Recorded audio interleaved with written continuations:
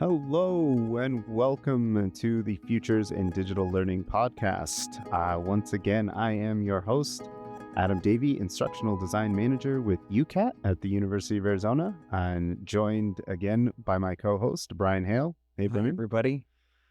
And we are here with our latest episode in Season 5, and we're overjoyed to be joined today by Lisa Elfring, our Vice Provost of Assessment, Teaching, and Technology.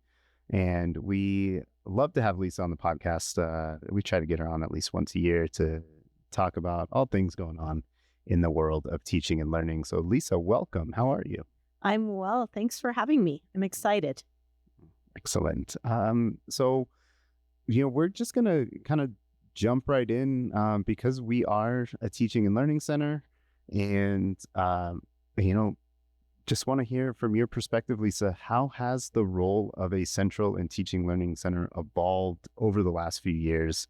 Especially with us, because we kind of merged as two different units, right after the pandemic, and have grown and such. So what is your perspective on that? Yeah. So I think the pandemic changed so many things, including how we were thinking about how our two units were working together. I think what it helped us realize were some things that were always happening, but they were a little bit more in the background. So it became very important for faculty members and other instructors to really know what tools were available to them and to know how to use them, like specifically how to use them in order to support teaching and learning.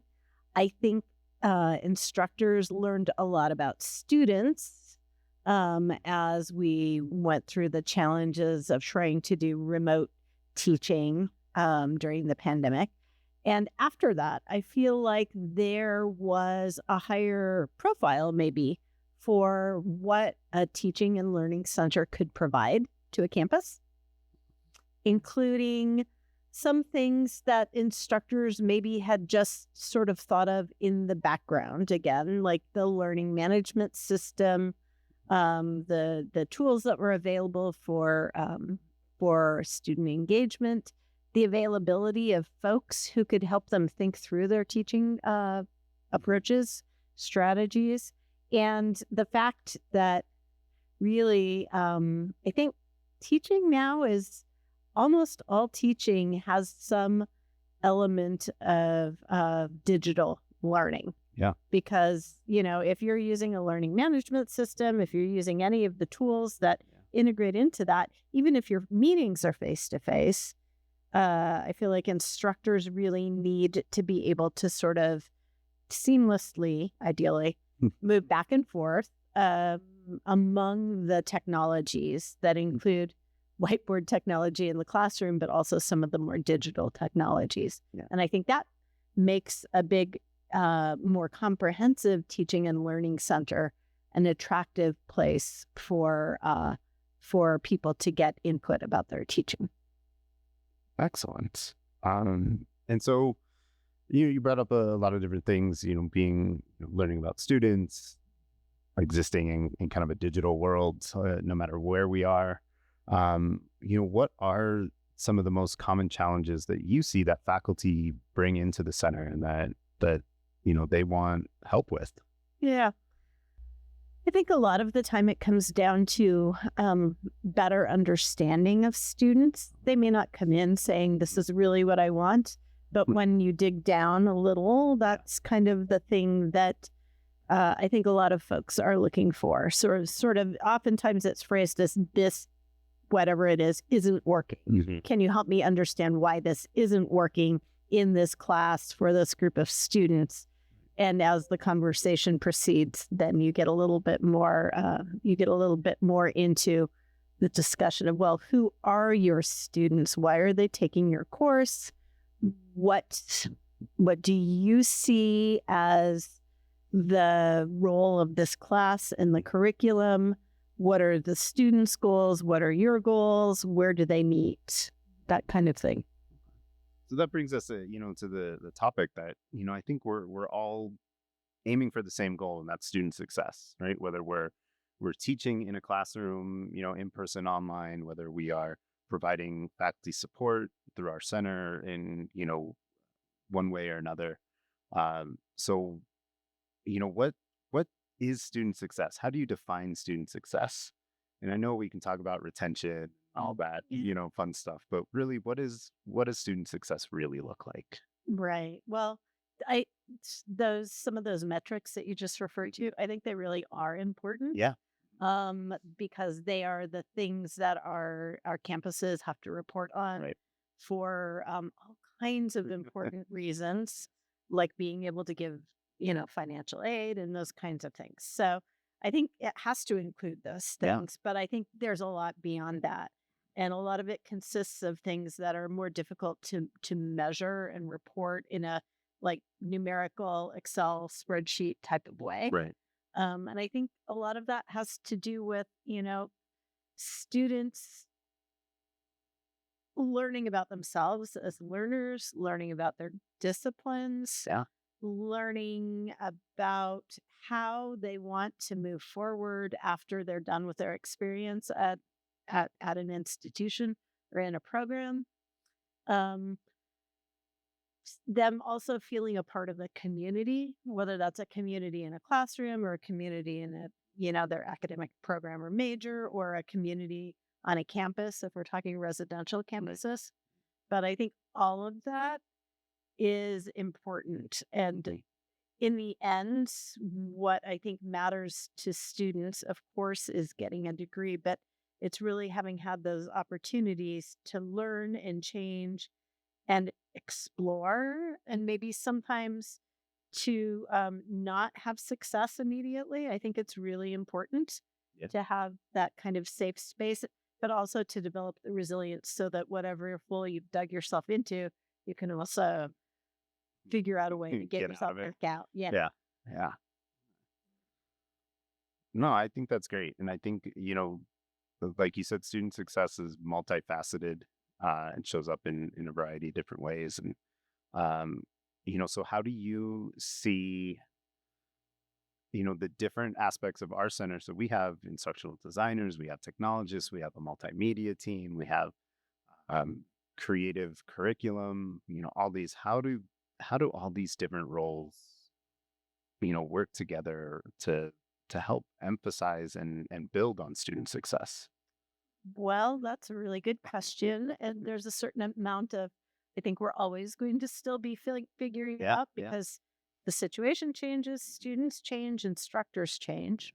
But I think the reason we've organized our unit, our center in the way that it is right now is because those are some of the big categories of things where we know either instructors or the institution needs us to be able to exert leadership. Right. And some of that's through like leadership in deciding what technologies we'll use, but also which ones we won't, and what are the important decision points for those. Some of them have to do with the relationships that we're building with instructors, and sometimes with students, but most of our work is really with instructors to sort of make them feel like they're part of a community and that we have some sort of understanding and good feeling about what it means to be an instructor at the institution. So you not only oversee all of UCAT, but you're also a teacher. Mm-hmm. So when you're in your classroom as a teacher, what frustrations do you have? And think in the back of your head, you know what? I'm going to go back to my office and we're going to figure this out. And my department is going to come in and save the day because I can't be the only one dealing with this issue. Right, right. So there are a lot of frustrations that actually have gotten easier. So, for example, teaching on campus, we have a central classroom sort of model where a large number of classrooms are scheduled through a central classroom services unit, and over time, the team that sort of manages and oversees all the aspects of those classrooms has really come together. It used to be that there would be people in facilities, and there would be people in classroom technology, and people in the registrar's office who schedule the rooms, and there would be the custodial staff. A lot of things have to go right, even to get a pretty traditional classroom to be working right. And those units didn't used to work as well together as they do now. So that's one of the things that has become a lot easier. We now have a phone number in every centrally scheduled classroom. You can just call that number, and no matter what the issue is, whether there's a light out or the projector bulb doesn't work, or you yet again can't figure out how to get your computer to show in the way you want it to, or there's a seat broken, like, it doesn't matter. You could call that number, they answer it. If it's a technology issue that needs to be addressed quickly, there's somebody there within 5 minutes, which is just astonishing. Yeah. So a lot of things have happened. There's always room for growth. So I think a lot of our classrooms, as much as this central committee, it's called the Classroom Committee, a very imaginative. But a lot of the things that we've done on that committee has really been to try to prioritize classrooms for technology refreshes and just sort of sprucing up the rooms, but also maybe restructuring them so that there's now more direct opportunity for collaboration. And no matter how much we do that, we're always behind because there are hundreds of classrooms. I probably should know the number, but I don't off the top of my head. You could just say any number. We won't. I know, but I assume that you have listeners, Yeah. and some of them may actually have a specific number, so I don't want to go on the record. Fair enough. Yeah, but so always we're a little bit behind in terms of having some old, rundown-ish, dingy classrooms. One of the consistent challenges for me, just in terms of the space, is that the way we have our technology set up in the classroom, you log into the computer, and then you have to log into the learning management system, and then you have to log into each of the technology tools you're using.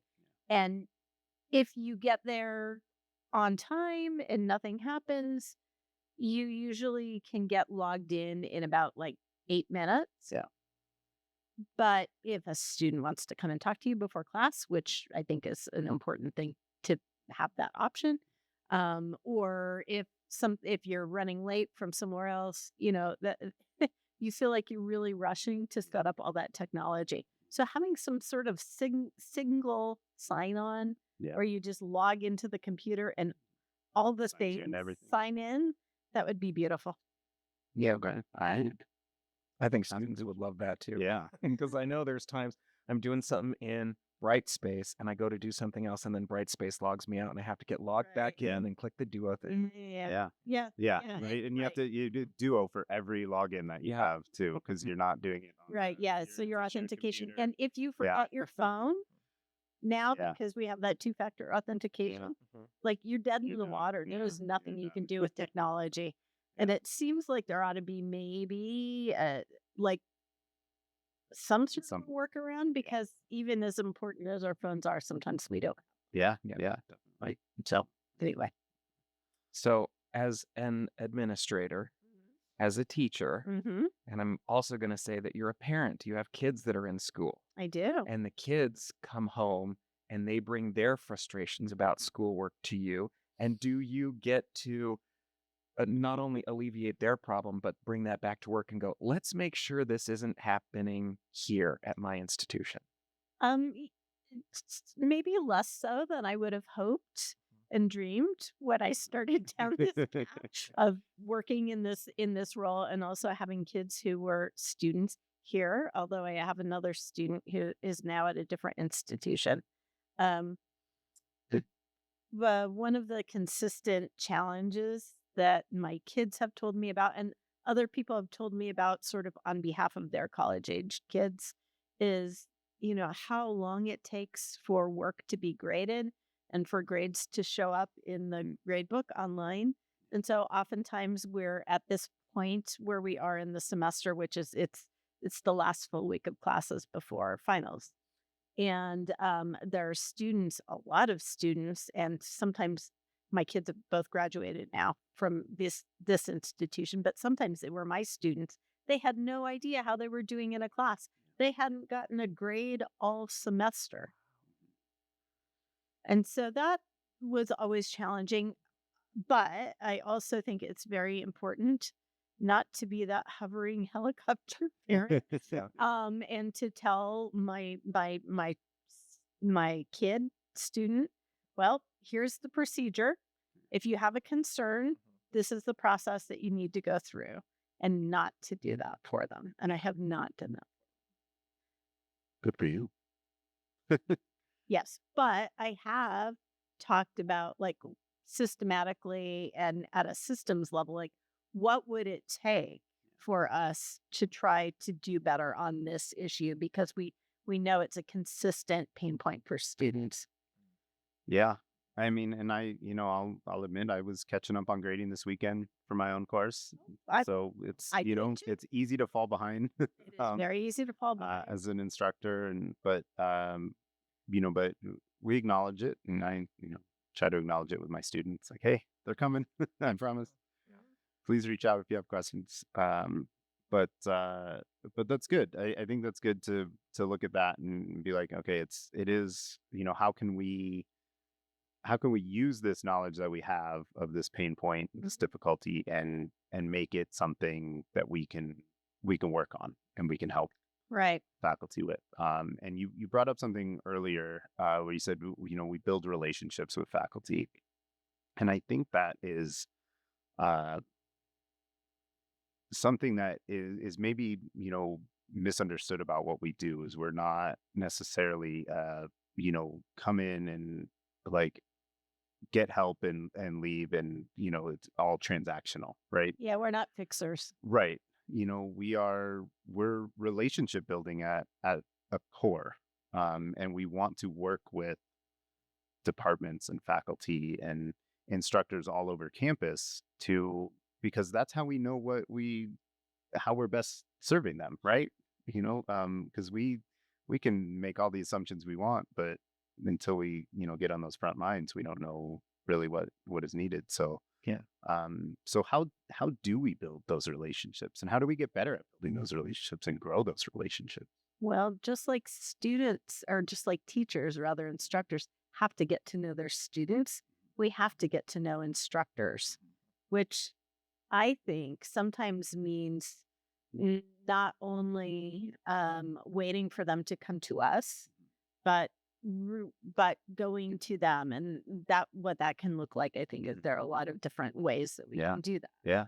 But I would say with all the concern over AI right now, I would say that we are doing more short professional development workshops, and I know you've been involved in this. Yeah. And in the ones that I've attended, there's usually some presentation of content, or addressing how do you promote different assessment strategies that really sort of aren't as prone to bad and uninformed AI behavior, right? So that's part of it. But the other part of it is that once they're there, it's really clear to me from listening to these conversations and participating in them, Yeah. that people are hungry for those kinds of relationships. And a lot of the time in those events, I will hear somebody who's in the group, typically now they're done in Zoom. So somebody will say, oh, I'll share that. I'm going to share the link in the chat, or I'll contact you offline and I'll share what I have with you. And so I think there's all kinds of things that we're doing to build community. We have a thriving faculty learning community series on our campus. And I think that's done a lot to sort of form relationships both among instructors, but also between the folks who work in the center and instructors, because a lot of the time, the people who are facilitating or participating are also people from our teaching and learning center. And I really like that model because it brings people together around some shared interests, and it doesn't really matter where you're coming from. Right. Everyone's there to learn together. Yeah. That's great. I'm glad you brought that up. I think the faculty learning communities are probably an underrated portion of what we do. Yeah. Because they're not as visible. I think to a certain extent, the people on our campus are now it's just a thing that happens. Right. But I remember trying to start the first faculty learning community, which was like, I don't know, like in 2009 or 10. And it was like, it was hard to get that started. Yeah. My bosses did not think that was ever going to be a model that would work here. And honestly, the first few times we tried, they were kind of right. But we've got But it takes time. Like everything takes time, right? So so what do you see? Like what are next steps for us in our evolution as a teaching and learning center? What would you like to see happen? I would like, we have a physical location campus. That's not where every member of our workforce works, but nevertheless, we do have one on campus. And it's really changed since I started working in the center, which was like 2016. So obviously a while ago now. I guess 10 years. 10 years. If I can count. But at that time, like, instructors were wandering in all the time and coming to ask questions of the people who are working there. And now, that's another thing that changed with the pandemic. Now that's not so much the case, but I would love to have more instructors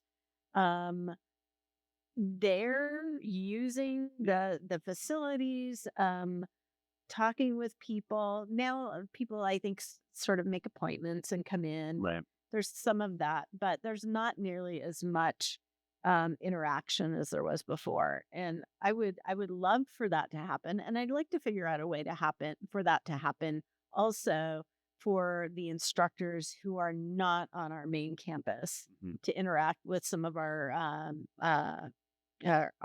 staff who are also not on campus. And figure out what does that look like? What's our front door? Right. When we're when we're working digitally. Yeah. Well, and I mean, there's so many departments have adjuncts that, like you said, are not here on main campus, right? And so, how do we get the departments to tell the adjuncts that we exist and they can come to us, and then two, get them to connect with us in meaningful and valuable ways. And so that's a fun challenge, right? And I know Brian and I, as instructional designers, excuse me, we work a lot, directly with the adjuncts as they design their courses. But then there's so many other aspects that we would love to get them involved and others as well. Yeah. And I think there's a challenge with adjuncts too, because they're paid to teach a course, right? Mm-hmm. And oftentimes they're working at many different institutions. Yeah.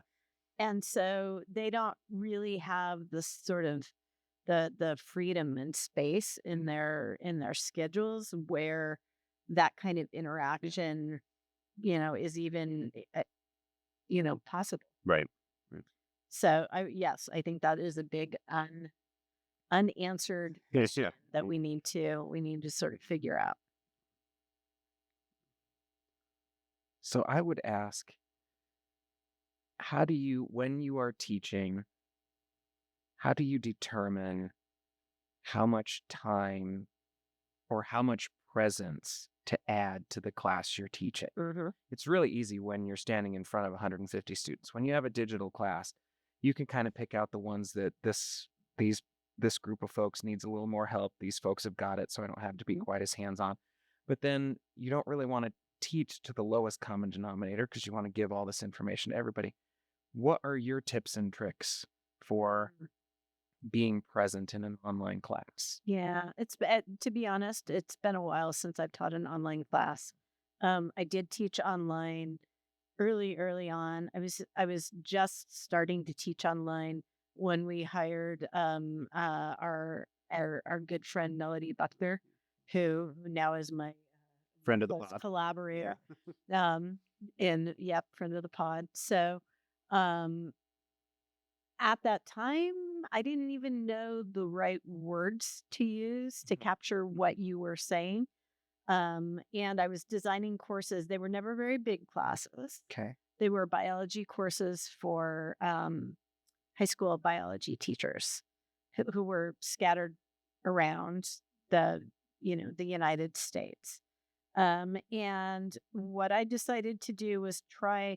At that time, I wasn't really caught up on different sort of interactive technologies I could have used to do this better. So I just really went gung ho on discussion boards. Like Yeah. there were so many discussions, but what I tried to do was sort of structure them so that the students would form relationships with each other. And the students in this case were also teachers. So they were relationship minded people already. And I think that helped tremendously. They were very open to that. And so in the process of learning about them and interacting with with the discussions, a lot of projects started, a lot of things happened that I thought were really great. I wasn't using any video tools because it was really hard to do back in that day. And also, I didn't know the right things to ask for to try to do them because I didn't know folks like you both Yeah. who could have helped me do that so well. But one of the things I always tried to do was to have my voice. So I did have, I did do a little bit of audio, Good. not for like individualized audio feedback, but I would do an audio summary every week of like, here are the projects, here are the assignments that you all worked on this week. Here are the patterns I saw. Here are the things that we probably are going to have to bring back again because I think maybe I didn't communicate this well enough. And here are some of the great ideas that came out of the discussions and assignments that you were all involved so that people would know that I was staying caught up on the material, so that they would know that if they dropped out, I would notice. Yeah. And because they were small classes and they were socially minded sort of folks, it worked okay. Now I have access to Right. colleagues and tools that I think Yeah. would help me do it really a lot better if I were to do it again. And what's your favorite thing to do now in the classroom? My favorite thing to do now, I teach genetics, and my go-to teaching strategy is to use case studies. It's a human genetics class, so that means they're human case studies of like human patients. Sometimes I pull them from resources online, but a lot of the time I don't use pre-developed cases. I write my own from looking at, clinical reports and literature. And so I put together the cases, which I just really love that all by myself because I'm a huge nerd. But then my favorite thing to do is to give them to the students. I have the students work in groups of 4. It's in a collaborative room. So each group is working at a table. And then I go around and I listen to how they're talking about the case and how they're addressing the question. And I learned so much from being able to do that. Yeah. Like I learn more about it because of the way they approach it. Yeah. And they often come up with things that are unexpected, but they also sometimes they make me realize, oh, that's a connection that I thought they would have that they don't actually have. Yeah. So, here's where I need to give them a little bit more information. Right. But I just love it. I love it when they're engaging with each other. And it just makes me really happy. And that's something we can do online now with Yeah. take the discussion board out of a text base and make it a video post. Yeah. You get to see the person here, Totally. you know? Yes. Yeah. Yeah. Yeah, I could see using this strategy with some of our tools very, very easily Yeah. in an online Yeah. environment. And we can have them engage with the case study directly, with some annotated feedback, in annotated documents. We have tools that do that. We just had an episode about feedback fruits, Yeah. which does it. Yes, everything So comes down to feedback fruits. yeah, yeah. I mean, pretty soon I don't know what it's not going to be able to do. It's probably going to just be able to cook a 7-course meal while you give peer review feedback, Mhm. which I'm okay with. Yeah, Yeah. totally. Right. Um.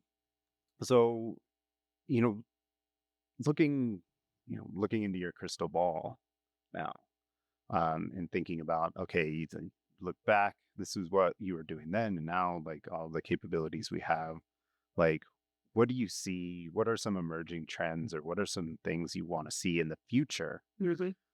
in teaching and learning that we can start playing with now, maybe? Right. There's this push. It's been around for many years. The idea of I think they're calling it learning analytics, Mhm. where you the instructor, you get some assessment data from a student that lets you sort of really you're using technology tools to recognize the patterns in where that learner is and isn't in their understanding. And then the idea is that the technology then supplies them with the kinds of tasks that can sort of propel them forward into those Yeah. new Yeah. areas. They've been talking about this for a long time. For a long time been textbook provided learning analytics Okay. sort of tools. Right. I experimented with them when I taught introductory biology, Yeah. because I had like a skazillion students and I couldn't I couldn't possibly understand where they all were. Right. And it was really fantastic, but it cost the students extra Yeah. because it was part of the package and we had to pay for Right. it and the cost got passed on to students. And that's not great. Yeah. And so I think with some of the tools that are being developed now with AI, um, it will be increasingly easy Mhm. for an instructor to do that. And I think I can see lots of applications in large classes, Yeah. which is where I experience the use of those things. But I can also see the utility of those kinds of things in helping students become aware of where they are and where they aren't meeting up with whatever the objectives are. And if we think about our role as instructors, we want to connect students Yeah. with each other in a community. We want to continue to build our relationships with students to form a community that way. But there's also a relationship between the students and the content. Yeah. And I think some of these tools have a really high likelihood of being able to do that and putting it within the reach of like, I mean, when I teach, Mm. I'm just like any old instructor and I have to Right. figure out how to do these things. And I think some of these tools are really promising. Okay. That's interesting. Yeah, definitely, the with AI, those capabilities of, like, seeing where students are, but then, we have to be cautious as well. Totally. Right? And not everybody's going to jump on that bandwagon. And, there's still some of us who watch Terminator and are afraid of, Skynet. AI making up its own numbers Yeah, and giving you the Right. totally wrong right. data, and then Yeah. Totally. what? Yeah. Yes. Yeah, I think there are huge guardrails that we need to build into our use of Yeah. these tools Yeah. to ensure that there is always human Mhm. oversight and human engagement in a way that's productive and also is sort of a fact checking Mhm. kind of thing. And the goal would not be to have the AI replace the instructor, Mhm. but just we know that students come to us with all kinds of skills and abilities Yeah. that come from their backgrounds. And So the idea would be to be able to, scaffold their learning experiences so that they There it can is, scaffold. scaffold. Yeah. Okay, did I just hit a bingo It's card like here? always our You get keyword free there. Yeah. digitals and digital futures and digital learning podcast swag. Yeah. When you Excellent. bring up Thank you. scaffolding. Yeah. Yeah. Yeah. All right. So anyway, Yeah, sorry. scaffolding their learning so that you as an instructor then you can be fairly sure that all the students are ready to jump into whatever the topic is. Because right now it's just guesswork. Yeah. And, with experience and good design, you can get closer to that. Right. Yeah. But this is just another set of tools I think that could really help. Yeah. I think that's a good topic for another one. Good design. I Yeah. think everybody's got a different opinion of what good design is. Yeah. Right. And you're designers. So really Yeah. your ideas are probably the right ones. So you should talk about Well, but every now and then we work with a faculty who they do something and we're like, oh, I never thought of that. That's interesting, right? Yeah. So, yeah, it's good to keep that open mind too, I think, and say, just because we are the designers, like we're still learners too at Of heart. course. Yeah. We all are.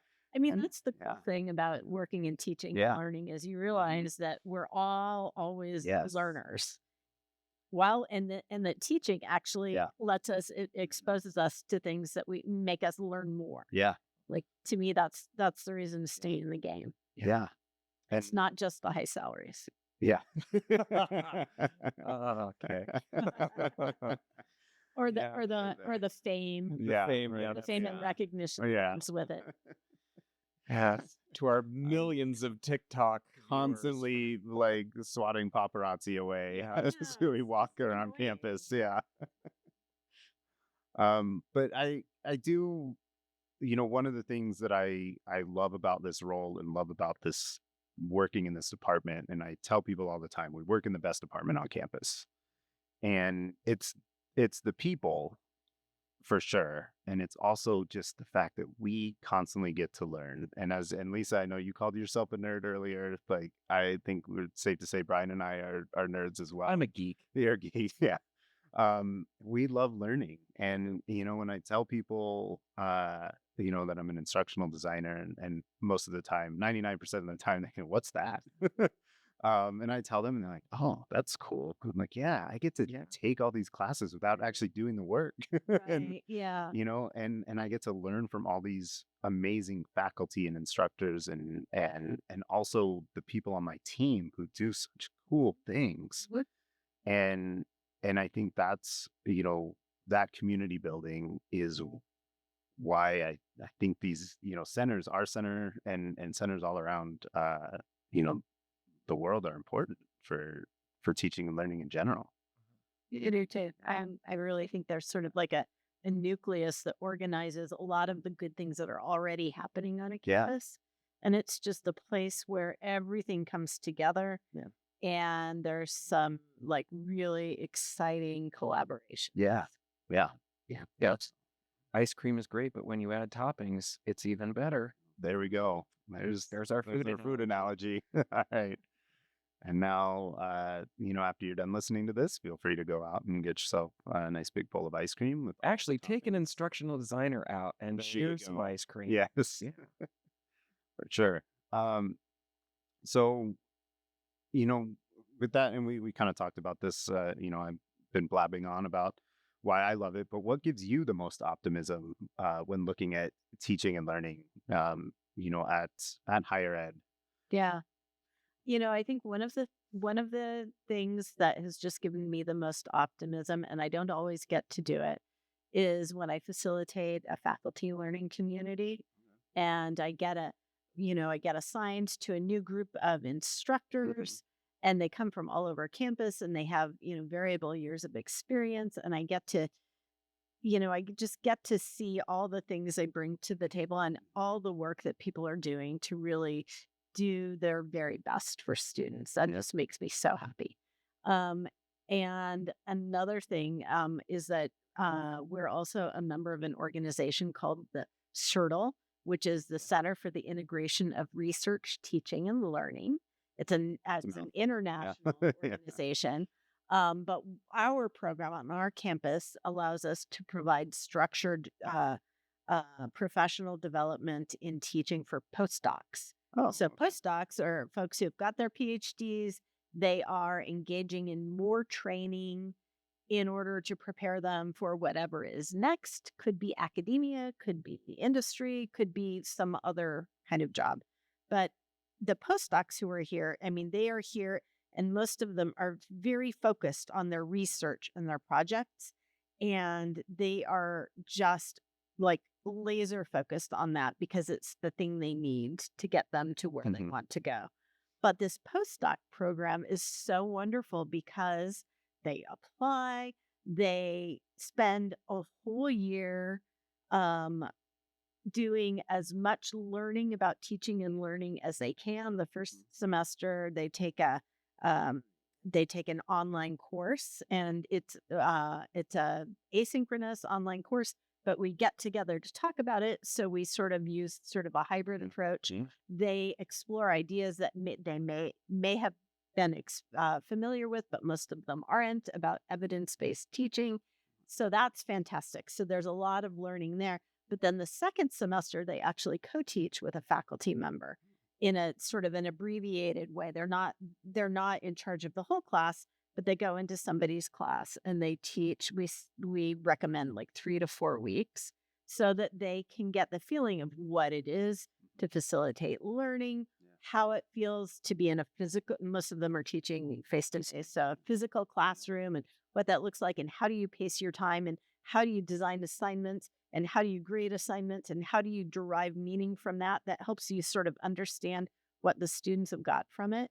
And this experience is really transformative to many of them. And we're at the end of that, sort of part of the year too. And they all create a portfolio and submit that to document their learnings. And it's so fantastic. Yeah.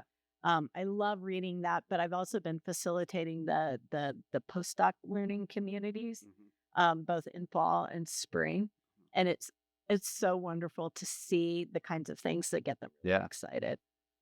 That's really cool. It reminds me a lot of my student teaching experience when I, with K-12 in my undergrad and doing that. But I didn't have like a cohort of folks to kind of talk through it. I just had my cooperating teacher, which was great. But that sounds like that could be really powerful to take into different avenues as well. Yeah, it's so cool. Yeah, it's so cool. There are 25 of them like right now. And over the years since this program has started, there have been 96 postdocs who have gone through the program, which is astonishing. Yeah, that's awesome. So, I think the big theme that is coming out of this episode is really community, and I think that's valuable to know that we are a community in higher ed, and that community includes our faculty, the staff, the students, kind of everybody on this campus, and how we collaborate and work together and build these relationships, and facilitate those relationships, like you mentioned earlier, not just students to faculty, or faculty to designers, but the students to content, and all those different ways. And so finding ways to build community, I think, so for everybody listening, I think, go out there and find ways that you can build community. And maybe that's just sharing this podcast, and connecting with someone and talking about it in ways that are meaningful to you. So, maybe it can be one of the words along with scaffolding. yeah, there we go. Podcast Yeah. bingo card. I think we say we need some sound effects, like a little bell when someone mentions those keywords. We'll get on that eventually. Awesome. Any final thoughts, Brian? Way too many for this. Way too many. Yeah. Yeah. It's always a joy having you on, Lisa, and we appreciate that you come on at least once a year, and chat with us about everything going on. So thank you very much. And we look forward to having you on again in the future, and just to getting to collaborate with all you. things genetics. Yes. Yeah. Oh, Like I want to see these case studies now. So my Lord. Yeah. I can Yeah. Thank you for having me on, and thanks for all the work you do. It's really fantastic. Awesome. Thank you very much. And thank you all, everyone who's listening. And please tune in to future episodes as well. We appreciate it. Thank you. The Futures of Digital Learning podcast is a production of the University of Arizona University Center for Assessment, Teaching, and Technology. If you have any questions, comments, or ideas you'd like to share with our office, go to the Contact Us link on our website, ucatt.arizona.edu.